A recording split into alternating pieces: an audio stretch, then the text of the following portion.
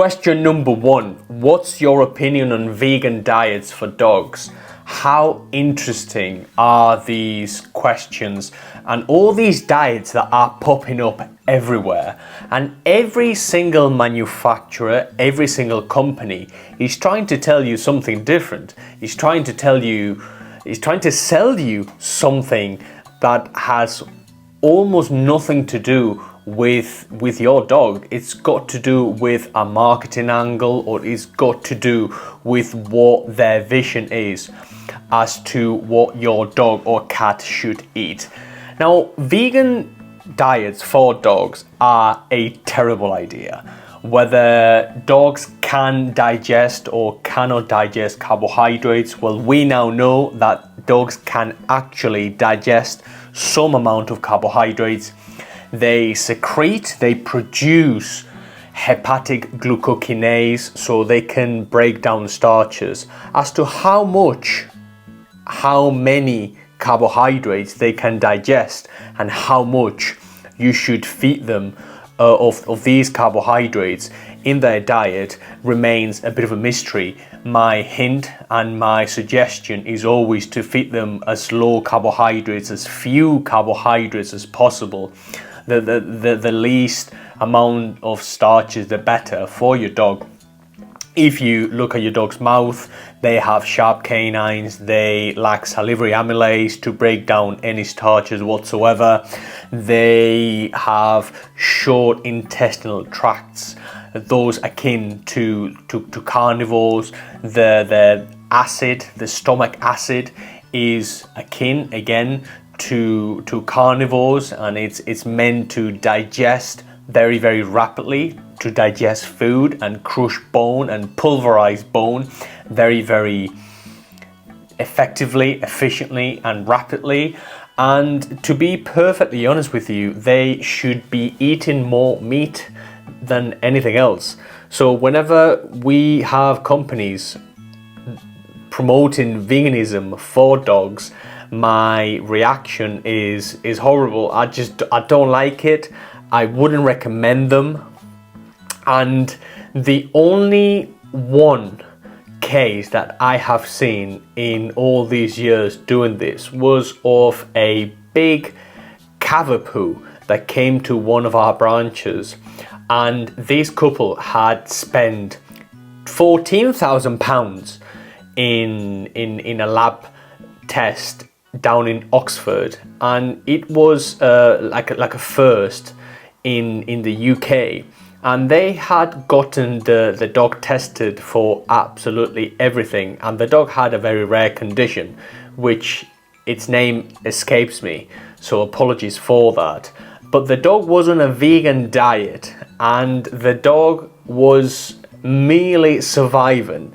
The dog was allergic to absolutely everything, and you could see the coat was flat, the coat wasn't good at all. The dog's health and the dog's condition was very, very lackluster, but that wasn't what their owners wanted. The owners wanted their dog to be alive and to be with them, and that's precisely what happened. This dog, yes, wasn't in the best condition. This dog was on a vegan diet, and this dog was merely surviving. But that was enough for this couple, and the couple spent an awful lot of money, time and resources, and they got it checked, and the dog was, he was alive, they were happy, and the dog was happy to be with them. So barring the thousands of pounds, if your dog has this sort of condition and needs to be diagnosed, I would suggest that vegan diets are a terrible idea for dogs. I mean, cats obviously are obligate carnivores. They thrive on meat, and they need meat. They need taurine. And obviously, we can debate all we want about pea protein, potato protein, chickpea protein, but at the end of the day, that really does matter. Where protein comes from really, really does matter. Protein coming from chicken, protein coming from lamb, those are going to have a lot more vitamins and amino acids, and at a micronutrient level, that is really going to take part, and that's going to play a role in your dog's health. Just as with your life, basically, if you are a vegan, you will find, and I have nothing against vegans, obviously, you can do whatever you want. I honestly do not care what you do with your life whatsoever, but it is a bit harder, and you have to, because I have vegan friends and they find it harder to maintain a balance in their diet, and find it hard to get their macronutrients from different places.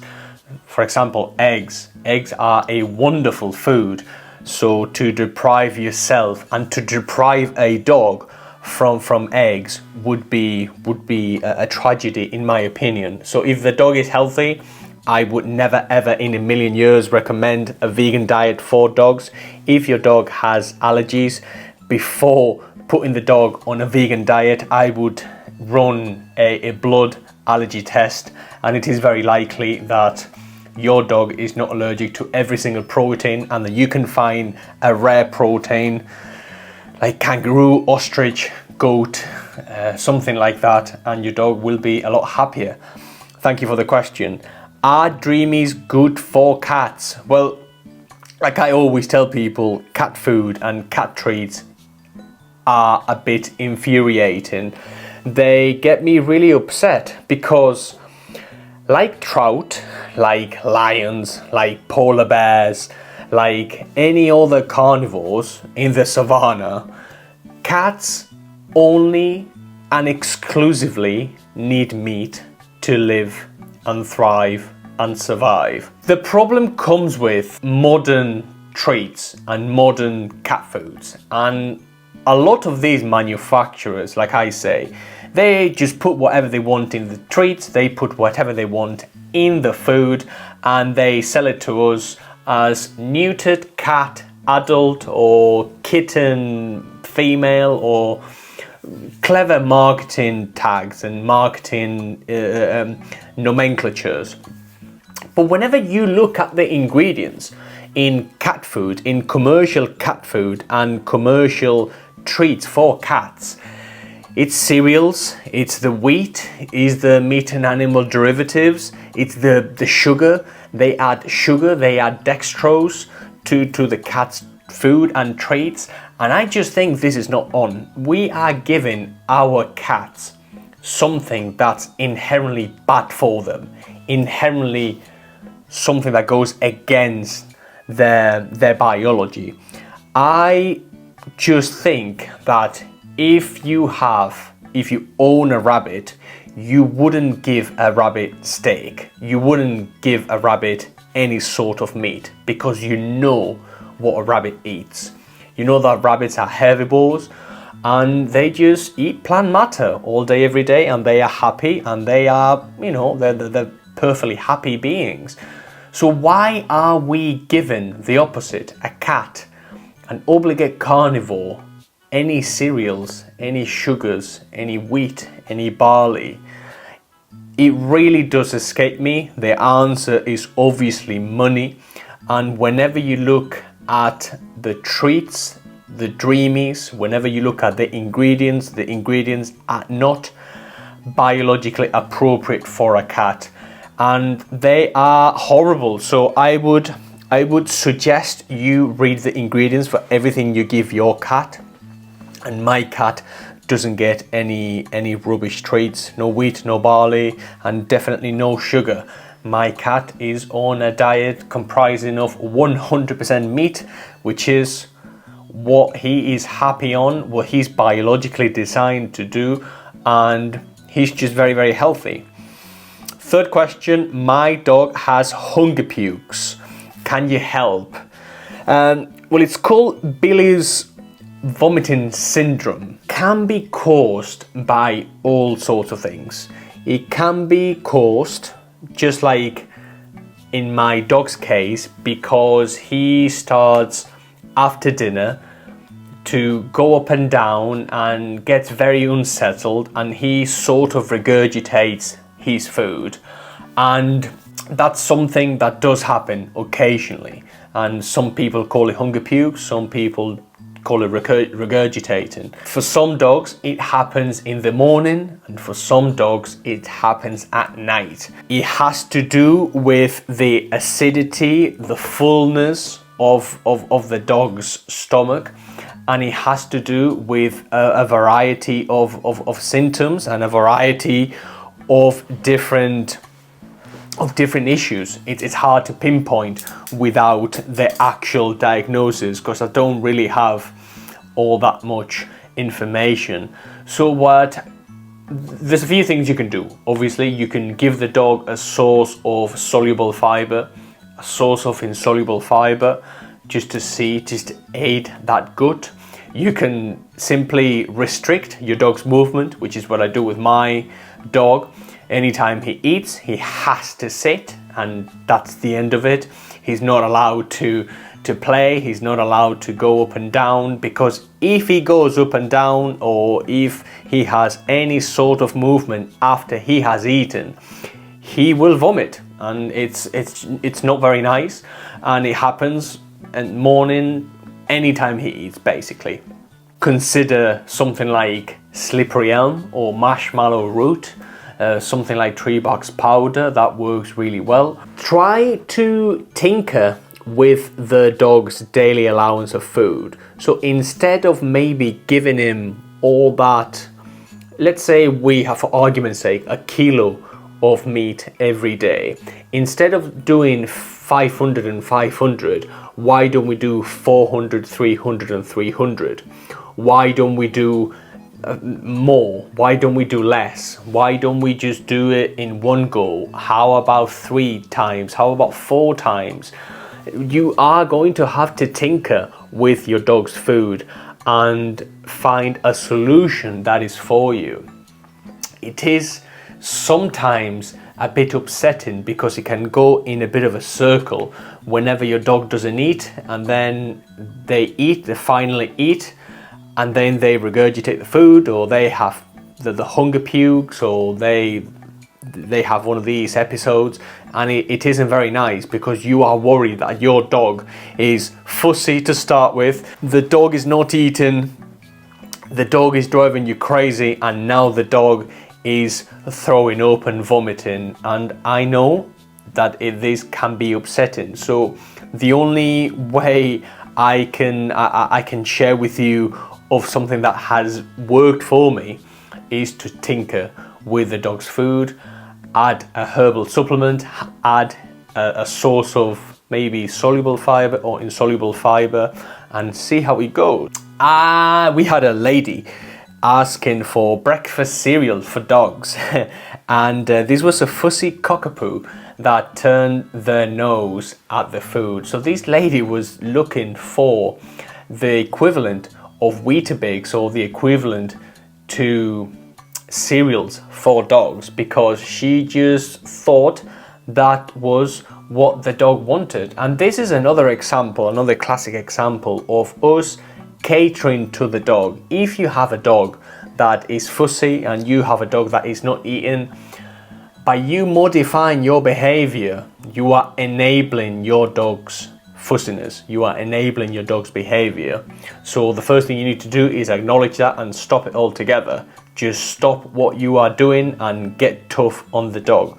Obviously make sure the dog is safe and the dog is healthy and the dog doesn't have any issues.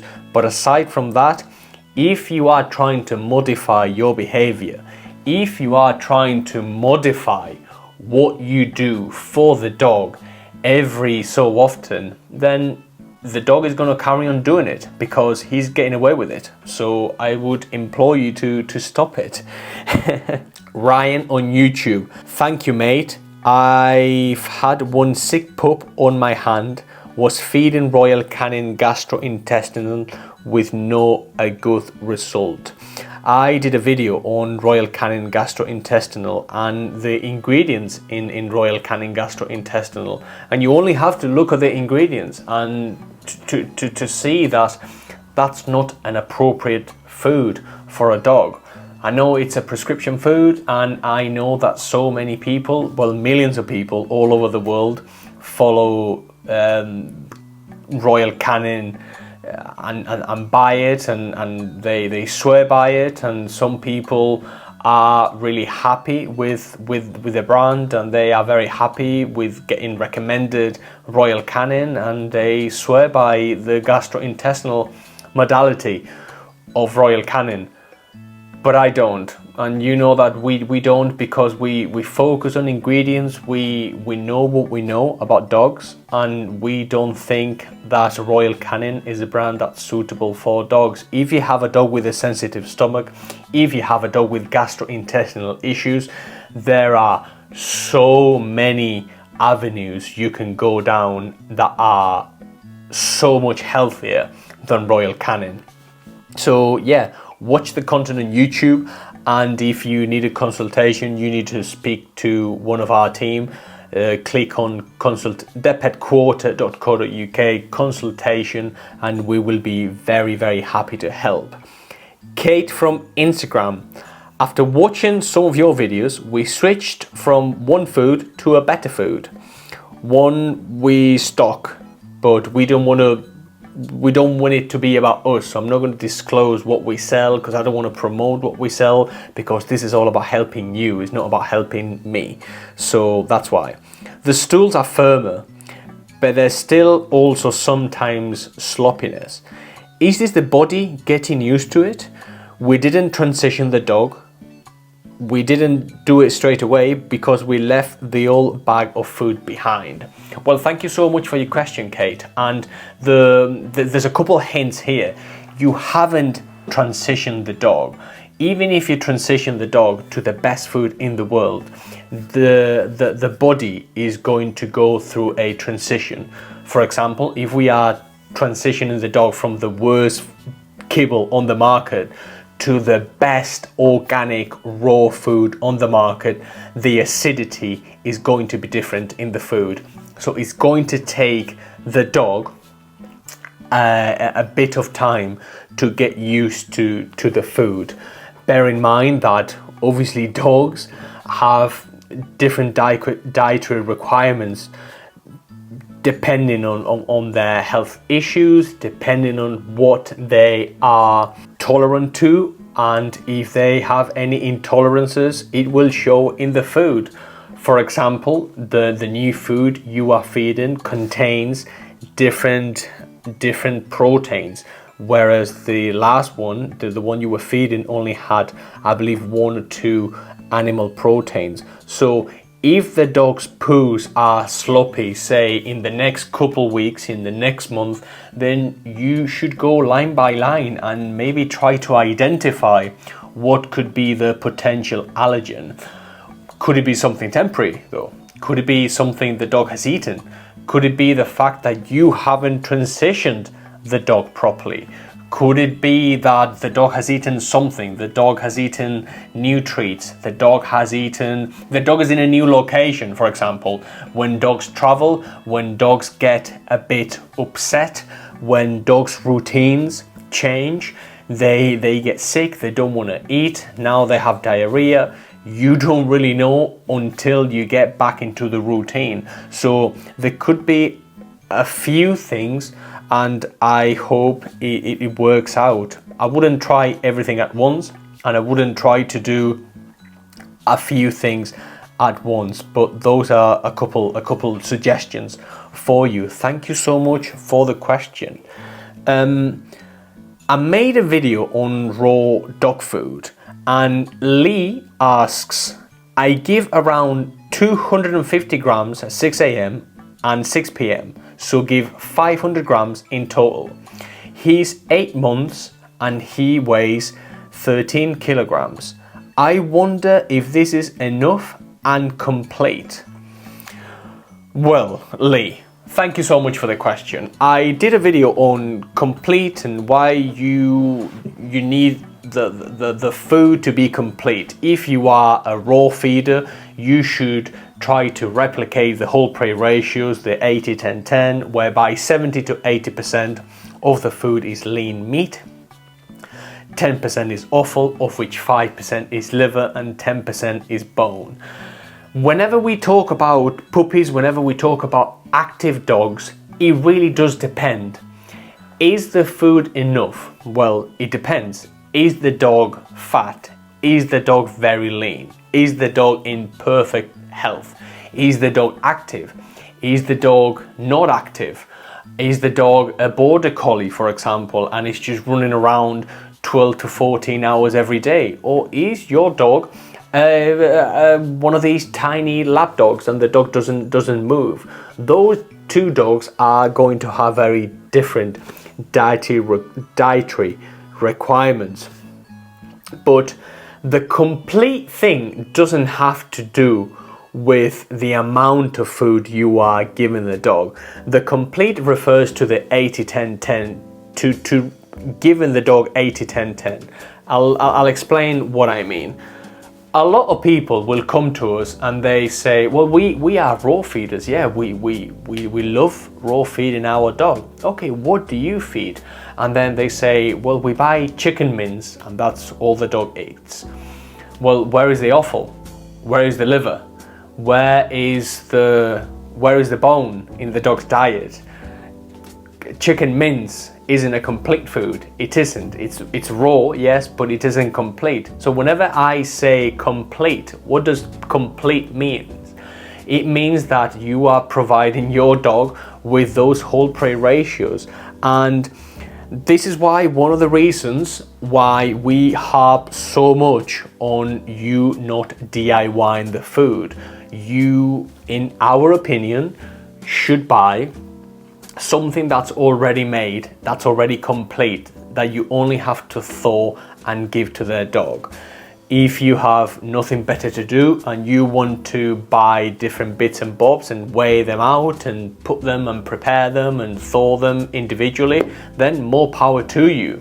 There are some very beautiful platters of raw dog food out there, but for most people, busy people, feeding a complete dog food is going to do the trick. So whenever we say complete, that's what I mean. Does this match or get close to the 80-10-10? That's a complete meal, not the amount. And then is it enough? When puppies are developing, when we have adolescence, when we have growth spurts in humans and in dogs, dogs tend to eat a bit more and not put weight on. So my recommendation for a lot of pet parents is feed the dog a bit more if the dog is hungry still. Maybe don't overfeed them way too much, but if you want to increment, if you want to increase that amount of dog food, say 5 to 10%, and the dog is still sort of hungry after the regular allowance, then why not? They are burning the calories, they might need some of those extra nutrients. So that's the advice for Lee. Thank you very much for the question. You can send your questions at info@theirpetquarter.co.uk or by submitting a form in the consultation bit on our website.